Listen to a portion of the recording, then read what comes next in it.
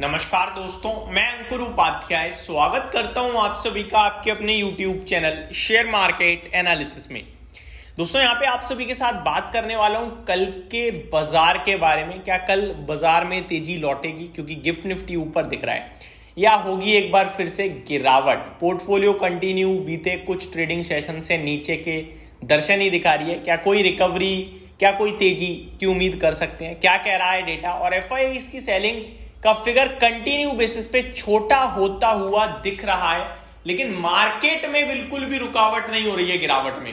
तो एक एक करके चीजों को समझते हैं। सबसे पहले शुरुआत करना चाहूंगा निफ्टी के साथ। दोस्तों निफ्टी ने आज जो क्लोजिंग दी है वो नेगेटिव है।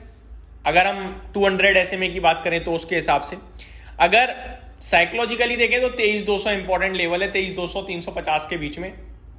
इसके नीचे बाजार नहीं जाना चाहिए, ऐसा मैंने आपसे पहले भी कहा था और अभी भी कह रहा हूं। बट बाजार जो है 23,350 23,560 550 के नीचे अगर ये कंटिन्यू बेसिस पे दो ट्रेडिंग सेशन क्लोजिंग दे देता है, जैसे कि दे दिया है ऑलमोस्ट आपका थर्सडे और आज, और कल भी अगर नीचे ही रह जाता है तो फिर आपके लिए जगह नीचे खुल जाएगी दोस्तों, मुझे ऐसा लगता है। फिर हम लोग नीचे में जा सकते हैं 23,400 से नीचे, अगर 23,350 के नीचे निकलते ही 22,600 22,400 तक की जगह ओपन हो जाएगी, जो कि लग रहा है, जिसकी उम्मीदें हैं, हो सकता है ऐसा हो जाए। अदरवाइज हमें 23,580 के ऊपर क्लोजिंग देनी होगी। तो निफ्टी इस समय लेवल्स के हिसाब से देखा जाए तो थोड़ा नेगेटिव साउंड कर रहा है। अब बढ़ते हैं आगे, ग्लोबल मार्केट्स को पहले देख लेते हैं। गिफ्ट निफ्टी की बात करूं तो 20 पॉइंट ऊपर दिख रहा है, 23,500 के ऊपर ट्रेड करता हुआ दिख रहा है, ये अच्छी बात है। ग्लोबल मार्केट्स की तरफ बढ़ते हैं थोड़ा सा। फिट्सी यूरोप की बात करूं तो फिट्सी 38.5% समथिंग ऊपर है। डेक्स फ्लैट टू नेगेटिव है, कैक बिल्कुल फ्लैट है, छोड़ देते हैं। अमेरिका में एक्शन बढ़िया हो रहा है, डाउ फ्लैट है, लेकिन नेस्डेक में 1% की तेजी है। तो फ्राइडे की गिरावट के बाद नेस्डेक बाउंस बैक मारता हुआ दिख रहा है, 1% ऊपर है। रसल 2000 आधा परसेंट नीचे है, और रसल 2000 0.7% अप है, और S&P 500 करीब 0.6% अप है। तो अमेरिका में तो ब्रॉडर मार्केट में तेजी देखने को मिल रही है। नेस्डेक की तेजी से ऐसा लग रहा है कि कल अपने भारतीय आईटी स्टॉक्स भी रिबाउंड करने चाहिए, क्योंकि नेस्डेक में फ्राइडे गिरावट थी, इसीलिए आज हमारा आईटी इंडेक्स टूटा है। अब आज नेस्डेक में रिकवरी है, तो मे बी हमारा भी आईटी इंडेक्स कल रिबाउंड करना चाहिए। तो एक ग्लोबल संकेत आते हुए दिख रहे हैं। अब थोड़ा सा आगे बढ़ते हैं एफआईडीआईज के डेटा की तरफ। दोस्तों तो एफआईडीआईज के डेटा की बात करें अगर, तो यहां पे एक बार फिर से अच्छी बाइंग हुई है डीआईज की तरफ से, और सेलिंग का फिगर छोटा आता हुआ दिखा है एफआईआईज का। 1403 करोड़ की सेलिंग एफआईआईज करते हुए दिखे हैं, जिसके सामने 2330 करोड़ की बाइंग करी है डीआईज ने। आप देख रहे हो कि ये फिगर काफी छोटा हो रहा है, लेकिन उसके बावजूद बाजार में कोई दम नहीं दिख रही है। ये इसलिए क्योंकि तीसरी महाशक्ति इस समय मार्केट में नेगेटिव हो गई है, और वो है रिटेल कैटेगरी। एचएनआई इन्वेस्टर और रिटेल इन्वेस्टर कहीं ना कहीं मार्केट को लेकर अब उतना बुलिश साउंड नहीं कर रहे हैं। इनफैक्ट उतना बुलिश तो छोड़ो, यहां सेंटिमेंट्स बिगड़ गए हैं। सेल ऑन राइज हो गया है, सेल हो गया है, बाइंग के बारे में तो सोच भी नहीं रहा कोई इस समय। तो मार्केट थोड़ा सा वीक दिखने लगा है। अब इसमें सेंटिमेंट्स का थोड़ा सा पॉजिटिव होना बहुत जरूरी है, और वो तभी होगा जब कुछ अच्छा होगा। क्योंकि तेजी के साथ एक खबर आ जाए ना, तो इन्वेस्टर फिर कहने लगता है यार इसकी वजह से तेजी आई है, ये तो अभी टिकाऊ तेजी है।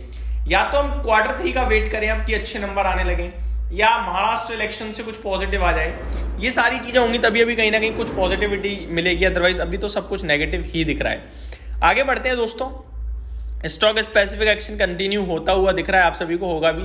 रिजल्ट सीजन ऑलमोस्ट खत्म हो गया है। कुछ खबरों वाले स्टॉक्स की बात करूं तो टोरेंट पावर की खबर आते हुए दिख रही है। Torrent group to invest 1.1 lakh crore on energy over next 8 years. तो अगले 8 साल में 1,10,000 करोड़ टोरेंट ग्रुप कहीं ना कहीं निवेश करता हुआ दिखेगा एनर्जी में। आगे बात करें अगर, तो एस्ट्राजेनेका फार्मा जो आज 5.25% टूटा था, यहां से खबर आ रही है company says will launch Breztri Aerosphere in January 2025 in India. Breztri Aerosphere is indicated for the maintenance treatment to relief symptoms and prevent exacerbation in adult patient with chronic obstructive pulmonary disease COPD। तो ये एक disease होती है जिसको रोकने के लिए काम आता है, और ये भारत में आता हुआ दिखेगा। एस्ट्राजेनेका ऐसा कहता हुआ दिख रहा है। स्टेट बैंक ऑफ इंडिया की तरफ से खबर है, company says concluded issue of $500 million senior unsecured fix rate notes. तो ये खबर आते हुए दिख रही है। वारे एनर्जीज की तरफ से भी कुछ खबर है, company to invest up to 600 crore for developing renewable power project, तो ये खबर आते हुए दिख रही है। 600 करोड़ का निवेश होगा। Company board also discussed manufacturing of electrolyser for green hydrogen, discuss lithium ion chemistry storage cell energy storage system plant. तो ये कुछ स्टॉक हैं जो खबरों के दम पर एक्शन में रहेंगे, बट इस समय एक्शन केवल एक ही चीज पे है और वो है मार्केट, और वो है नेगेटिव साइड पे। रिटेल इस समय बस अपना भाव वापस चाहता है। इस समय ना कोई डेटा काम कर रहा, ना कोई इवेंट काम कर रहा, ना कुछ काम कर रहा, केवल और केवल सेलिंग मार्केट को गिरा रही है।